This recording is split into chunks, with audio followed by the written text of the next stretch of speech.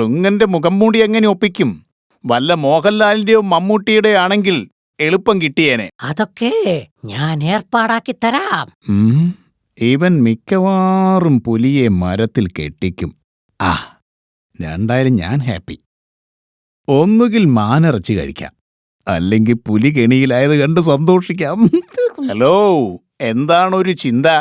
ഞാനും കെണിയിലാവുന്നത് കണ്ട് സന്തോഷിക്കാമെന്നായിരിക്കുമല്ലേ? ഓ, അതൊന്നുമല്ലടേ.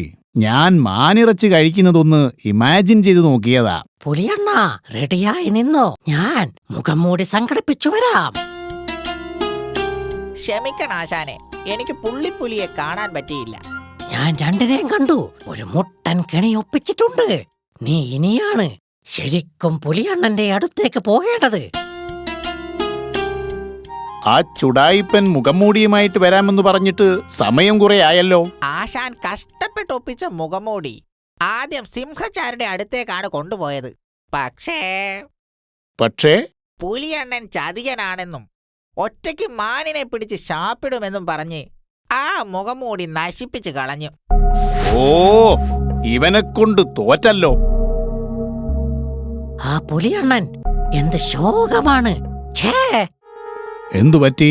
മാനിനെ കെണിയിലാക്കിയാൽ ഒരു പീസ് പോലും ചേട്ടന് തരരുതെന്നും മുഴുവൻ അയാൾക്ക് കഴിക്കണമെന്നും പറഞ്ഞു.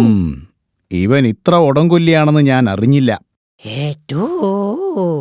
ഇനി രണ്ടെണ്ണവും ഇടികൂടുന്നത് കണ്ടു രസിക്കാലോ. ആശാനെ, സംഭവം ഓക്കെ ആയിട്ടുണ്ട്.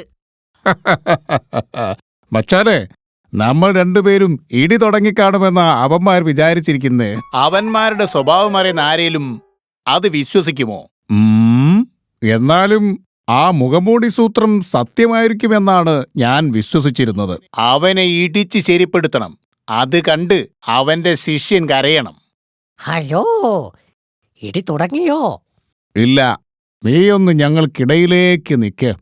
ചില കാര്യങ്ങൾ പറയാനുണ്ട്. കോംപ്രമൈസ് ചെയ്യാനായിരിക്കും ഏഷണി കൂട്ടി വഴക്ക് വഷളാക്കാൻ പറ്റിയ അവസരം. പറ, നിങ്ങൾക്ക് പറയാനുള്ളത് എന്താണേലും ഞാൻ കേൾക്കാം. ആദ്യമാരാ പറയുന്നേ? രണ്ടുപേരും ഒരുമിച്ച് പറഞ്ഞാൽ എനിക്ക് മനസ്സിലാകില്ല. പറയാനല്ല, ഒരുമിച്ച് പ്രവർത്തിക്കാനാ. ദാ ഇങ്ങനെ. അയ്യോ, എന്റെ അമ്മച്ചി തല പോയേ. ഇതെന്താ സംഭവം? ആശാന്റെ കുരുട്ടു ബുദ്ധി നിറഞ്ഞ തല ഇവന്മാർ കലക്കിയല്ലോ.